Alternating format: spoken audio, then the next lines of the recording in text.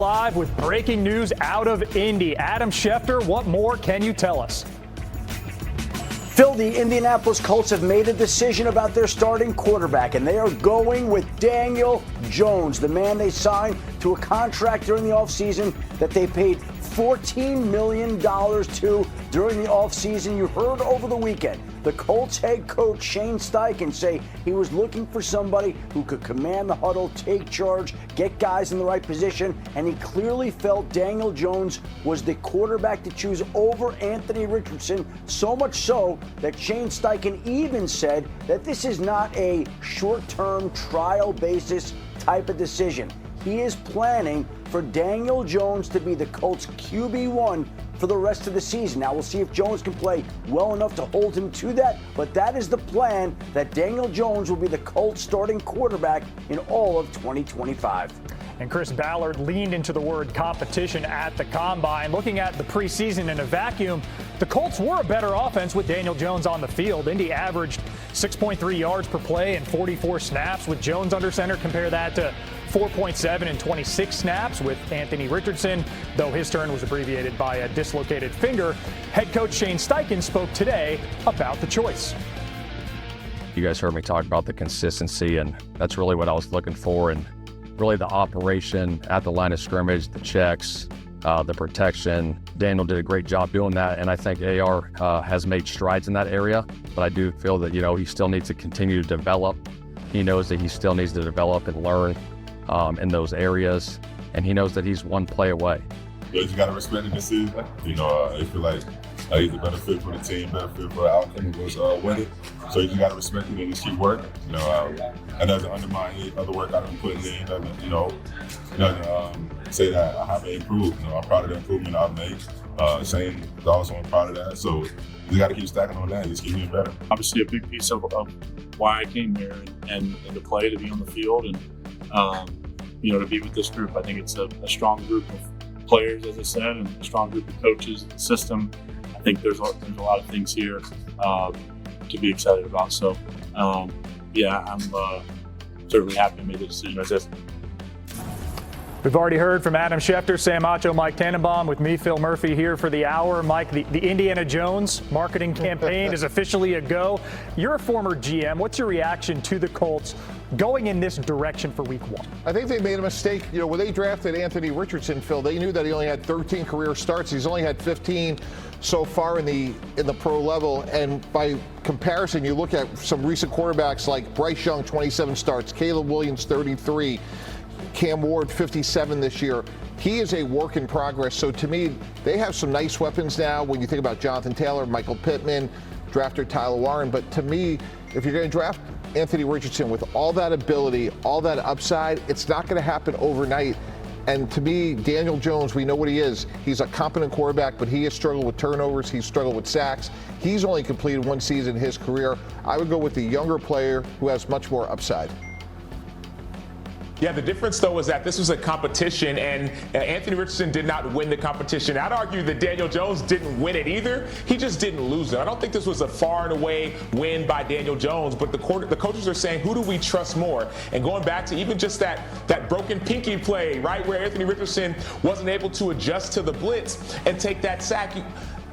It was not a lot of trust that is being put forward for Anthony Richardson.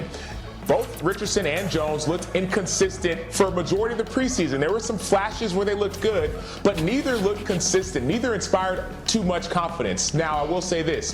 The lesser turnovers when it comes to Anthony Richardson, when it comes to Daniel Jones, so I think that's why he's able to earn this spot.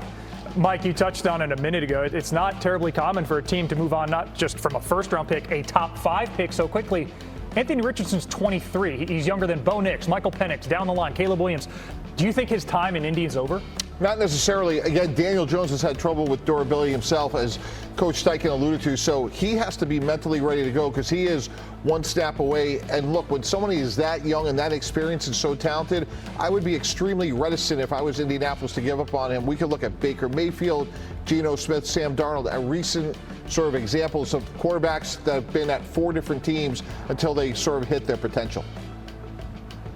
And Mike, you bring up Baker Mayfield, Geno Smith, Sam Darnold, three quarterbacks who once were high picks who went on to become the type of quarterbacks that many expected. I think that's what the Colts are expecting right now with Daniel Jones, and it's certainly possible that Anthony Richardson will have that opportunity in the future. And the question is whether it'll be in Indianapolis, because after this season, the Colts are going to have to make a decision about whether or not to pick up the fifth-year option in Anthony Richardson's 2027 season, which would be the fifth year of his rookie contract. As it stands, if he doesn't play this year, can't imagine that they would be picking up the fifth-year option on a quarterback who hasn't played much.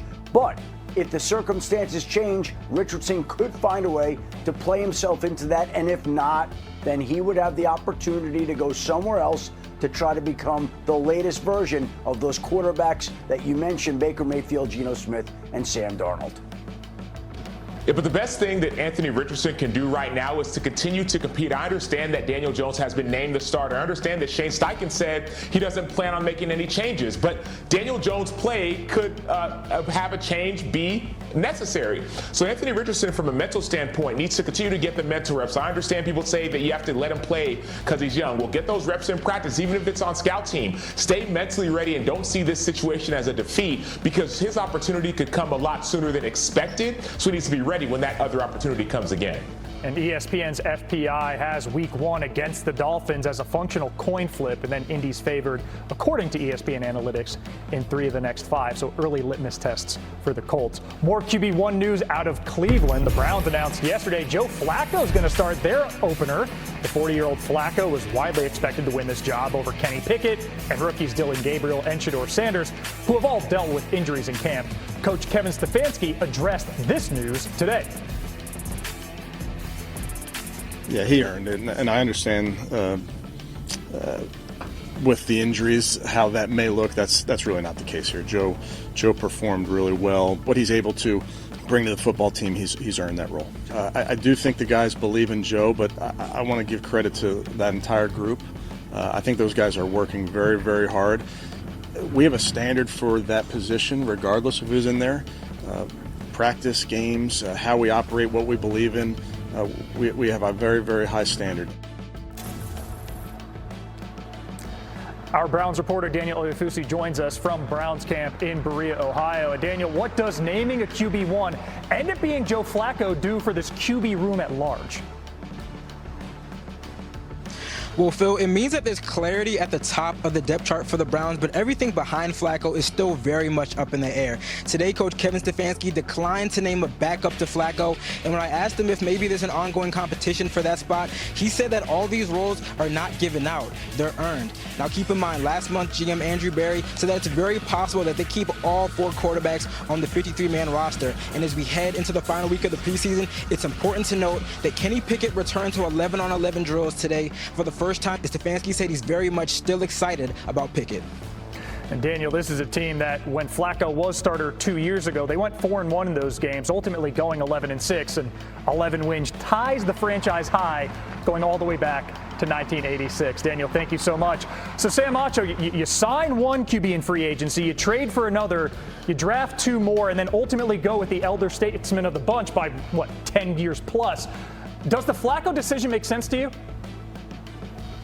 It does, but I don't think this competition is over. I understand that Joe Flacco can run the offense very well, but here's the issue. If this Cleveland Brown team gets down in a game and it's obvious past situations, you may see what happened in the 2023 playoffs when they played the Texans, when all of a sudden they're down by a couple scores, Joe Flacco takes a couple sacks, and now he's trying to get the ball out quickly. What's going to happen is if pass rushers, like when they played the Baltimore Ravens or other teams earlier in the season, get a chance to get to the quarterback and they can't move the ball as effectively because they're down in a game, Cleveland may look to go to a more mobile quarterback, and that could be both Shedeur Sanders or Dillon Gabriel. So I understand that Joe Flacco has been named the starter, but I believe that this competition is far from over.